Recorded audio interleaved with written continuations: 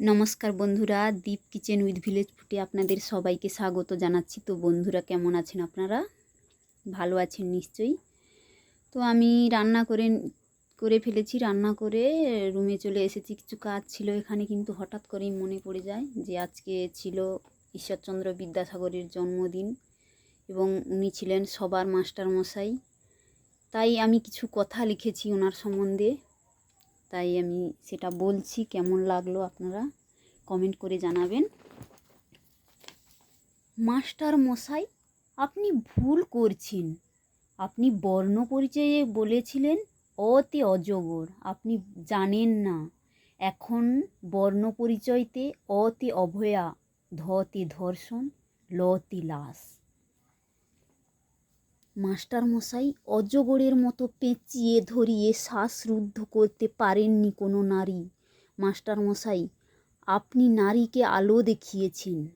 শূন্য বুকে একাদশীর যন্ত্রণা মুছিয়ে ভরিয়ে দিতে চেয়েছেন রং। পর্দা ছিঁড়ে বেরিয়ে এসেছেন নারী। খাঁচা ভেঙে পাখির মতো আকাশ দেখেছে, বাতাস শুনেছে, মাটি হয়েছে, উল্কো হয়ে গান হয়ে বয়ে গেছে দেশ বিদেশ। নারী মানুষ হয়েছে। মাস্টার মশাই, আপনি ভুল করছেন। নারী মানুষ হয়নি, নারী আরও নারী হয়েছে।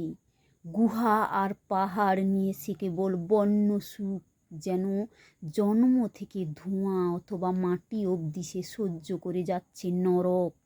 তারপরেই তার নাম হয়ে যাচ্ছে অভয়া। প্রতিবাদ অবশ্যই হয়েছে, প্রতিবাদ হচ্ছে। নারী আরও নারী হচ্ছে। রাস্তায়, অফিসে, বাসে, ট্রেনে, ট্রামে তাকিয়ে দেখুন, কুঁকড়ে যাচ্ছে ছোট্ট নারী। আপনাকে বড় প্রয়োজন মাস্টার মশাই। আপনার বিরুদ্ধে কতগুলো নাম, আপনি একা।